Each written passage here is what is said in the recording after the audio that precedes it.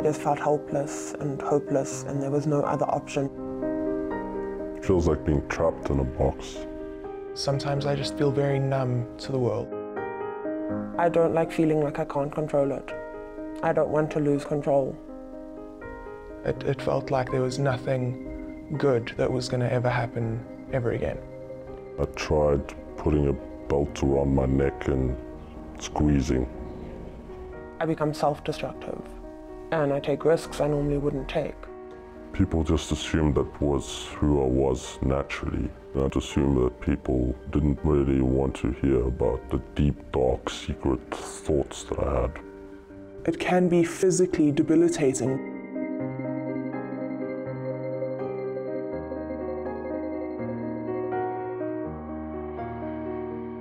Depression is really a sense of a lack of joy. Maybe people have enjoyed something before and now they just really don't find any joy in life. It's defined by hopelessness and a sense of helplessness to change anything. 3.5 years ago, on the 31st of March 2011, my son made a very tragic decision to end his life.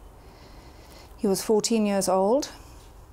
When he pulled the trigger, it was a spur-of-the-moment thing. But I don't think the walk up to the suicide was a spur-of-the-moment. It was long, it was calculated, everything was planned, it wasn't random.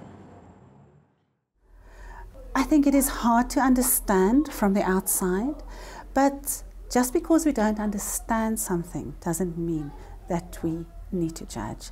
I think acceptance of people who feel depressed and who feel suicidal is very, very important. Not to reinforce the stigma, but I used to think that I was just sad, or that I was down, I was having a bad day. And then the one day it felt like I was at the bottom of a well, and I looked up and there was no hint of light. I think when people don't understand it and they think, oh gosh, there's something wrong with this one, it's faulty, or they try and fix you. And depression isn't something you can really fix. It's not an overnight illness, it's not a cold, it's not flu, it doesn't just dissipate. And people walk out your life thinking, well, I can't handle that, without even trying. Consistently say I was reckless, yes, I act recklessly. I would have anger mostly directed at myself. I drink more, I don't really act in the best interest of my well-being. Once they get the medication right, you feel stable. Trying to get the medication right is another complete story. The tablets can cause more side effects than they do good. There's moments that I have no memory of. I've had my vision messed up, I've had weight gain. And for me, I feel like I would rather experience the full range of my emotion, no matter how dark and terrifying or really happy and really awesome it is. I would rather feel the full range, because I've dealt with that range for 25 years. And my brain must just kind of catch up with itself instead of being numbed and dulled down, so that I can only feel detached from it. While we were living with him as a big, busy family, I've got 4 children, there weren't any signs that he was going to kill himself. He didn't threaten, he didn't try. The last few weeks before he died, he was definitely not himself, but in a very nuanced, subtle kind of way. It wasn't obvious, he just was a little stranger than usual, because he's always been a slightly different child. With some distance and a bit of objectivity and ability to see a bigger picture, I can now understand that he was in a lot of pain, that he just hid very carefully from us. His one sister found he'd glued a page, the cover, it was a black hardcover book, and he'd written a paragraph about how unhappy he was and how he was hated by everybody, and even that he'd hidden. He hadn't torn it out or scrumpled it up, he'd hidden it. So he didn't mean to end his life and not to be in this world anymore. He meant to end his pain.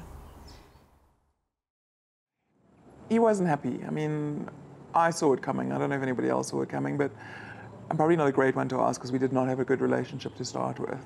I don't think it has, the full impact has actually hit yet, because I mean, he hasn't been dead a year yet.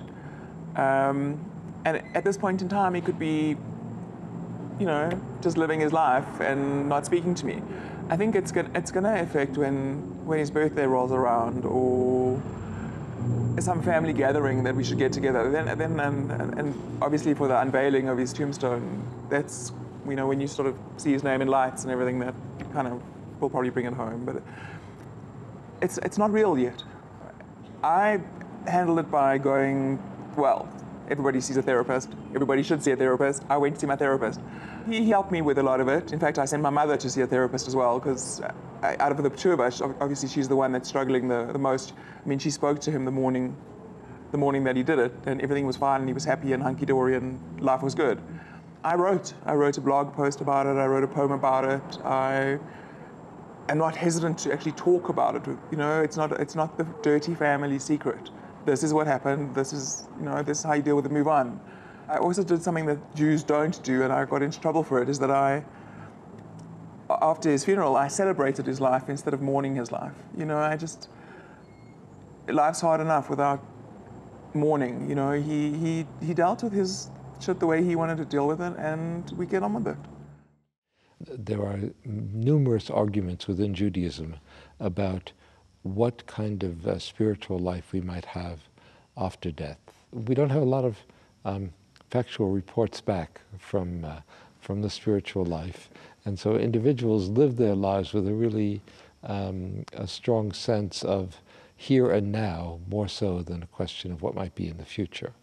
That being said, some elements in the Jewish community might cause a person who is known to be a suicide to be buried at the edges of the cemetery, or in a way that indicates a certain questionability of their state of faith. The progressives, the liberals, tend not to make that separation and differentiation, rather understanding that suicide is in itself a tragic and desperate act. And sometimes it's a call out for response. Sometimes it's an understanding that life can never be as it has been before. And sometimes it simply is an accident of things having gone awry. Hinduism or Hindu Dharma views suicide very seriously, extremely seriously. It is generally regarded as the most serious misdemeanor that a human being could ever commit in one's life. There are many Hindus who are so strongly of the view in support of what I've just said that they would not in any way condone suicide.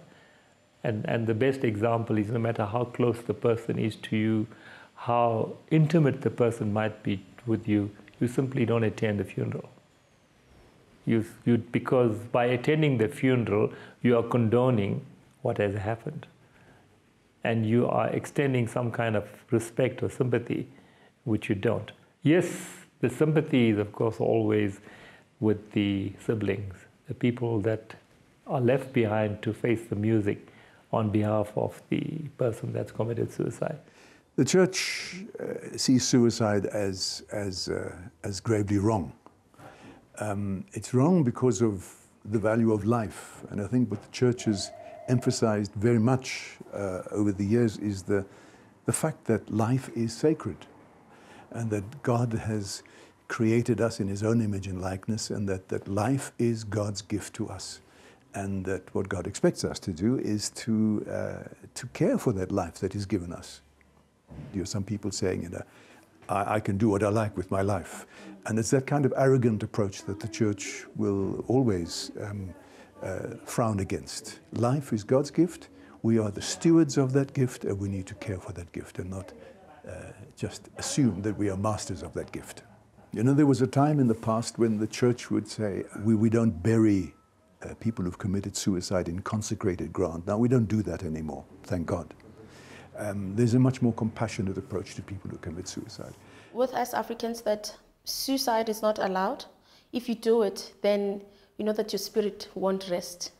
Then you're going to have a problem. That's why you find most people who have killed themselves, the families, they go out to seek advice from sangomas or traditional healers so that your spirit can rest. So with us, it's not allowed at all. It's illegal, if I may say. It's wrong.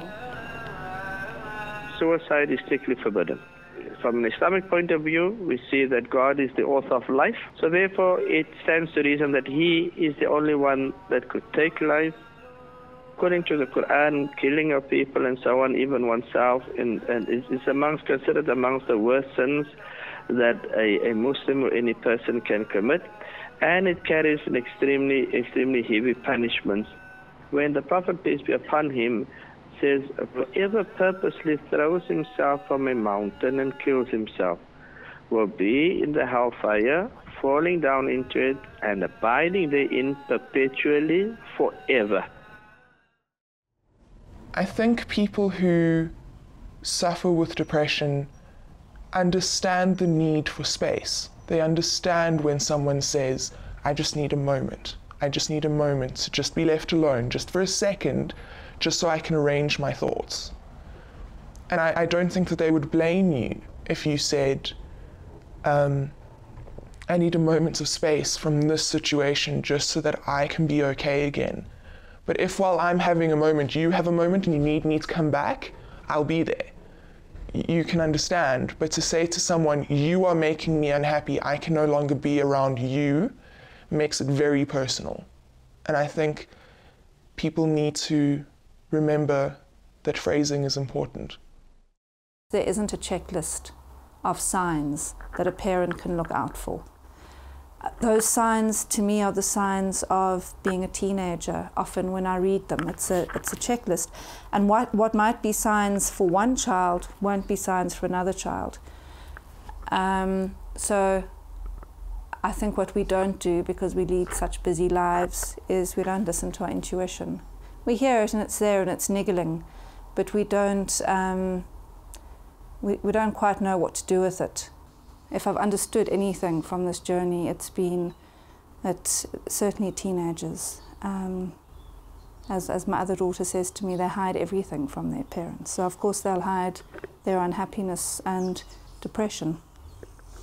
That kind of talk about I'm going to commit suicide, or nobody's going to miss me when I'm gone, or I'd rather not live any longer, I think that is a sign to say that the person concerned possibly needs counselling, maybe needs somebody to talk to.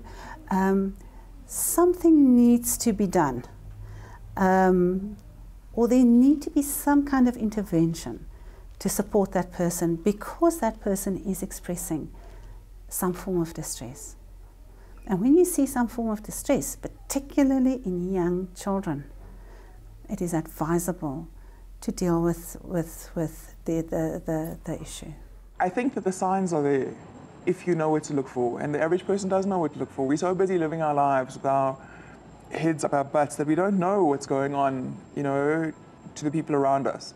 And people don't communicate. So I think communication is key. You need to be, I think, live your life aware of what's going on around you. And would I have been able to do things differently for my brother? No, because I had done, if he had reached out, I would have gone.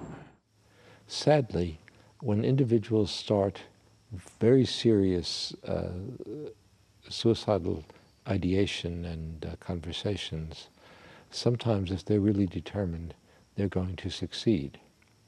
And sometimes they're not even going to tell us. They're just going to do it. And so not only the recent case of Hollywood that we heard about, but even in South Africa, a politician who, as a medical person, made sure that his life ended on his own terms. I'm not sure, as a rational being, how I can argue with him. Most of my patients who come to me, I know that most of them, they are suicidal because they are depressed, and we know that some of them don't believe in Western medicine. So I make sure that whoever comes to me, I counsel them first. So it's sort of like therapy session. So even if I do give you something, some muti, but I counsel you first, and then I can refer you to someone else.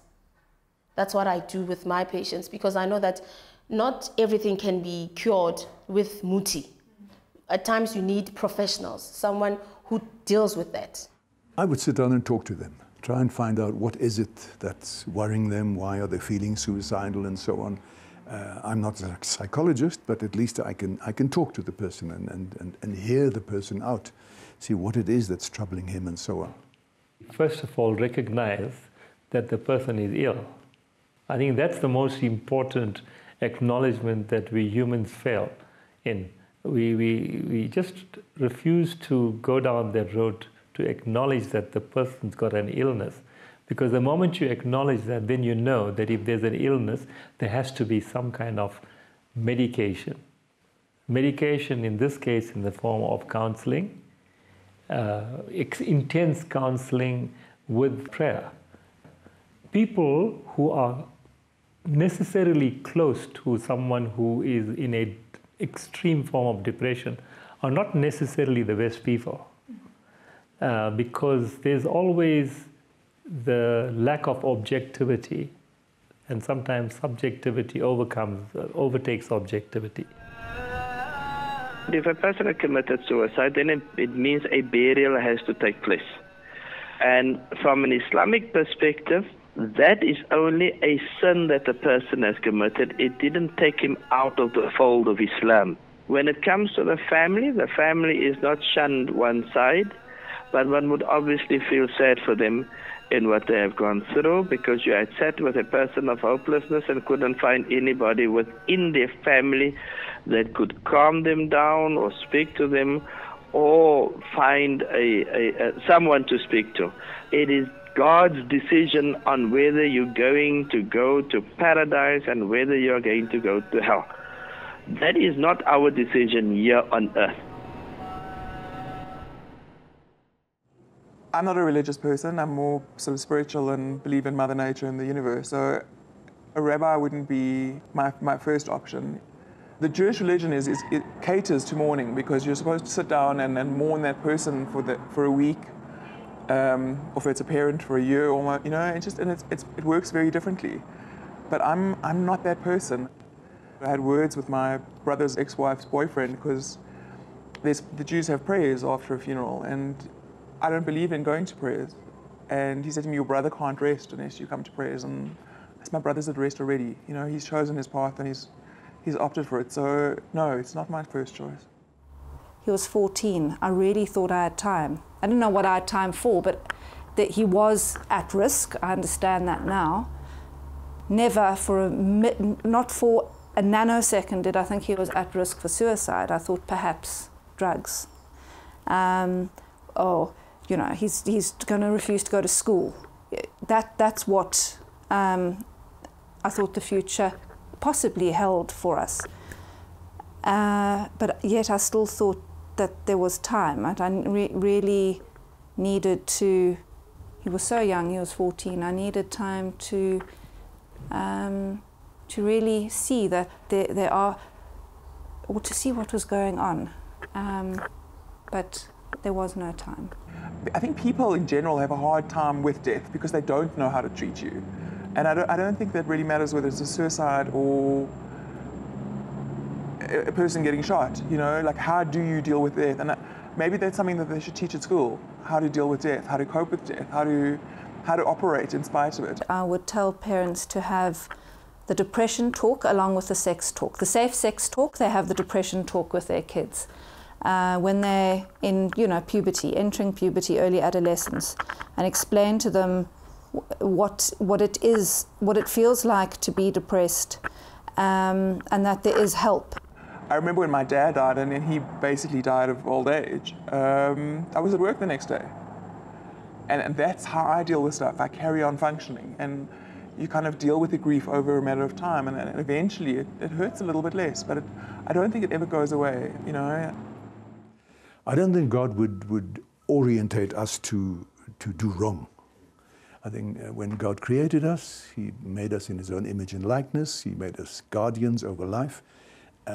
But we are a broken people, and I think we need to realize that we're not all perfect, and that if somebody, if God has put us on earth, He hasn't said, well, I'm putting you on earth for so long, and then I want you to commit suicide. We can't do that. God doesn't will things like hell or death or suicide or anything. He puts us here to enjoy life and so on. But we are a broken people, and I think we need to realize more and more that we are broken, that we have faults and failings, that we are not perfect. I think the longer I live as a priest, the more I become convinced of the fact that the God we have is not a God of hellfire and brimstone. And there are many people who have that idea of God. You know, you've done well, you've been bad, to hell you go. God is a God of mercy and compassion. And I think surrounding this whole issue of suicide is that we must never let go of the truth and of the fact that God's name, in a way, is compassion. There is the idea of the absence of an afterlife, which has a parallel to that. The construct of hell or purgatory as well are more of a Hellenistic kind of rooting than a Judaic one. But the Psalms say, "For the dead shall not praise God, nor those who go down to silence." And so if we are to be individuals who praise God, our ability to offer praise is intimately connected to the way in which we see ourselves subject to the power of God. And so maybe that goes back to the original question about destiny and purpose, to which the Jewish tradition since ancient times has responded. Everything is in the hands of heaven, except awe of heaven. And so it's a road of discovery that all of us pursue. We believe that things are predetermined by God, and God is the one that decides how things will happen. In the case of Robin Williams, I'm sure all of us enjoyed his films and enjoyed his jokes. And if his death is going to cause so that there may be more research and religious people should speak about suicide and more help should go out to help people, then that is a good thing. But I wouldn't want to bring the message across as if a person commits suicide tomorrow, then don't worry, more people are going to speak about it. We're here for a reason, to teach others. So if I kill myself and some people can learn something from that, I think that was my purpose in life. I basically think that I don't judge people who kill themselves because I know that we don't handle problems equally. We don't have the same understanding. So I might see your problem as something small, whilst your problem is bigger to you, you can't handle it. So I think committing suicide also is part of your plan, it's part of your journey, and if that's what's meant to happen, it'll happen.